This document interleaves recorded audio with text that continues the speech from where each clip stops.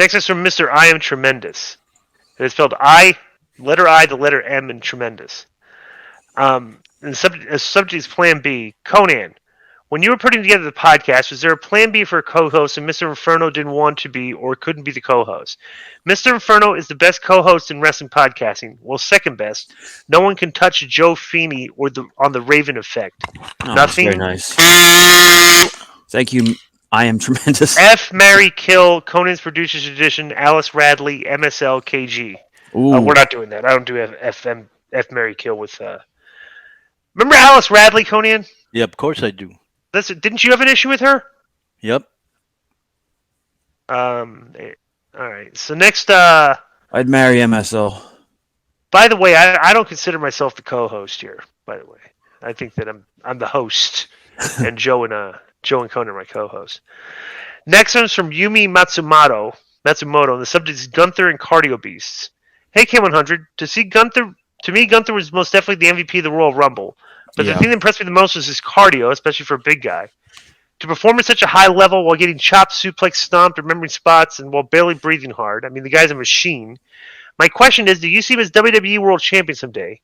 Also, what type of cardio and even mental training do you wrestlers do to prepare yourselves for long, grueling matches like that? I've seen guys who have six-pack abs vomiting after 10 minutes of kickboxing and MMA training.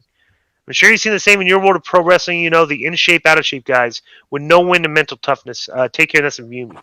I do HIIT training, which is called high-intensity cardio, to prepare for wrestling, which is like, what do you call it? Interval training.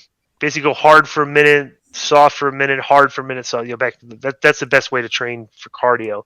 But Gunther absolutely could be a world champion someday. His work is excellent. He's got a good character, but he does need to learn to slow down and work the crowd more in the middle of matches. Because he kind of has a good pace, but he could slow down and work the crowd more. You know, do his like poses and stuff. I think so. But that's the only thing I would say about him. Well, you got any comment on it? To me, the best wrestling conditioning is wrestling. There's nothing that would get you ready for that besides wrestling, like going to the ring, chain wrestle, hit the ropes, simulate a match. But I used to play basketball for like 2 hours and or swim, and that would get me ready. And what was the other question? Oh, about Gunther. Yeah, I thought he was great. Everything from the face-off with Brock Lesnar to everything, he was great. He was the MVP of that match. Next one's from Josh Doan in the but there were a couple other MVPs in the match. I thought Dominic was excellent in the Rumble. For sure. You know? Yeah, absolutely. Next is from Josh Doan. The subject is the executives who banned the Briscoes and then banned the tribute show. Do you guys think we'll ever know who were the executives that originally banned the Briscoes from TNT, TBS, and who was the idiot that banned a Jay Briscoe tribute show the day after he passed? It's obvious the Meltzers of the world know who did it, but won't say it because it would hurt Tony Khan. These faceless people should be named, just like when the Sheets had no problem mentioning USA Network executives like Bonnie Hammer censoring WWF stuff, or Time Warner executives like Jamie Kellner, or many, many others doing the same thing. It's a reasonable question. Like the story is out there, but who were the people that told them that they can't be on the show? That's a question. I'd like to know. You know, people kind of like know the answer to basically get the validity of the actual story. You know, I'm sure it'll come out one day. You know, yeah, hopefully. And if it doesn't come out, then I would question it as a dubious report. You know. Next is from Anthony Hunt. The subject is Dusty Rhodes' question. K100 crew, greetings, guys. Hope all is well. The question was asked to Cornette, so I'll pose it to you guys. If Dusty Rhodes won the WWF title, how much would it change wrestling? Do you think they wouldn't have put the belt on Backlund? Just wonder how it would impact the business. Sincerely, that's from Anthony Hunt. Dusty never won the WWF title. I don't know how Dusty would have gotten over WWF. There's a different, you know, when back then, until he went to Superstar Graham, you know, back then their champion was kind of like a shooter. You know, Bruno came across a shooter. Backlund was kind of like a shooter. You know, I don't know how Dusty would have gotten over. I mean, Dusty was like an NBA. Yeah, I don't know. It's a hard question to answer. What do you think? I don't know. Yeah, that's a hard. You're right. That's very hard. But he was charismatic. He could talk, and he got that polka dot gimmick over dancing with the black lady Sapphire.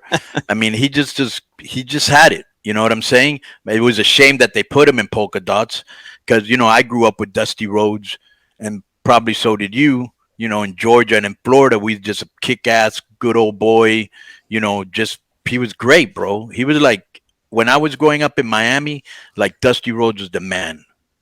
Yeah.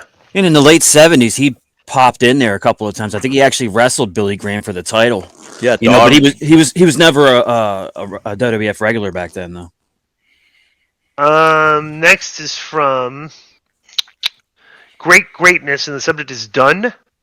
What's up, guys? I just finished watching Rumble 2023, and holy, what a great event that was. I have to ask you guys this, though. Your boy Kross has not been booked well at all lately. His match with Mysterio was the best he's had since he joined WWE, but he did a clean job to him. Then the next night, the Rumble, he was just a random guy. He went out early. I really like Kross, and personally, he would be the type of guy that would be pushing into a match with someone like Bray Wyatt or Gunther for WrestleMania 39. But based on his booking, do you think it's fair to assume the WWE just does not see him as a top guy? Is WWE burying him?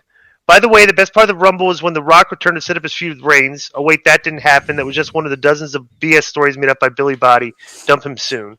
Well, we know the story of why The Rock is not there. That's because of the Vince McMahon stuff. So, I'll say this. I talked to Kross. I guess Rey Mysterio got knocked silly in his match that they had, which is why he wasn't at the Rumble. So, but nothing that Kevin did. So, like, he didn't get hurt, but by Kevin. I thought the match was fine. And like I told here's the one thing Kross does. He's not wrestling every week. And when he does have a match, they're at least giving him like 2-3 weeks worth of interviews to build the things up. Which is all you really want. You don't want to wrestle a flat match, just like go out there and like. So he's getting promo time for every match he's doing, which is more than you can say for a lot of the wrestlers there. But he does those well. So I think he's doing fine right now. He's just not figured into their major plans right now.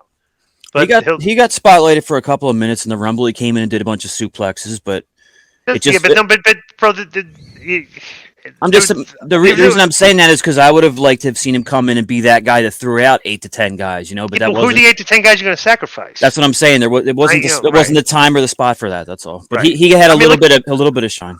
I mean, he didn't do no worse than Brock, Omos, and no, exactly. You're right. Fine. I mean, yeah. So I just think that he had a match. He's got a great look. He can cut a promo. He's got a great act with Scarlett. I think that him and Drew didn't click for whatever reason, and Drew always has clicks with everybody he's with. Then they put him in with Ray, and they're in their third match or second match, and he got beat already. I don't know if they're ending it there, if they're going to continue it, and I'm okay. It was a surprise because I'm tired of every finish having an interference or a distraction. But I don't know what they're going to do with him. But he's just one good feud away from exploding. He has everything it takes. And you'd have to figure him feuding with Ray is kind of a placeholder right now because obviously they're going to go to Ray and Dom at Mania unless they think that's too soon. But I would imagine that's what they're going to do. Next is from Daniel Peasnell, and subject is subpar men's Royal Rumble match. Hi guys, I just watched the Rumble and felt there were many spots wasted on guys who were relevant and added nothing to the spectacle, specifically Omos, Alpha Academy, Street Profits, and Elias. Where was Riddle, Solo, Matt Cardona, seeing as Chelsea was in the women's match? Booker was the only surprise entrant. You got a huge pop, too. Yeah. Surely another Texan could have appeared. Maybe JBL to do a spot helping Corbin. Where were the surprise NXT representatives? And no, New Day shouldn't count as NXT talent when Braun Von Wagner or Joe Gacy could have been featured. Also, Dexter Lumis could have been given a shot, made a creepy entrance to the crowd from beneath the ring. This match is clearly the most boring and lackluster men's Rumble. Not a great first impression if this was solely Triple H's responsibility. Thoughts? It was just strictly. This was just designed because I don't think it looks like The Rock is going to be performing at WrestleMania this year, and they had to give Cody the spot, which is what I heard. He was just cleared the day of the show. Did you hear that? No. Yeah, it's kind of weird. Next is from Victor Broughton, and subject is Karrion Kross. First, thanks for the great podcast. Good stuff. Conan sending you all the good vibes and good karma I got. Now my question, I beg you, Disco, can you call Karrion Kross and tell him to call Manscaped to get an electric razor so he can shave his damn head? He looks less menacing. He looks like he drinks double Red Bull and vodkas every Tuesday night at Hooters. Thanks, and that's from leader the Shart Foundation, Vigo 8, whoever that means. Okay. I honestly, I think he should cut his hair too. I don't know why he's letting his hair grow. He does look better with the shaved head. Bro, I've been saying that for a long time. Yeah. Next is from Ganda Chanko. I think he's gonna let it out. By the way. Yeah. Next is from Ganda Chanko, and the subject is becoming a top guy. Good day, K100 crew. This question is mainly for Conan, but I like to hear Disco's take as well. I've been watching NXT, and I'm extremely impressed with Braun Breaker. I think he's got to replace Roman as the face of WWE. But you also have Theory, who's a great heel, jacked, good-looking, and can work.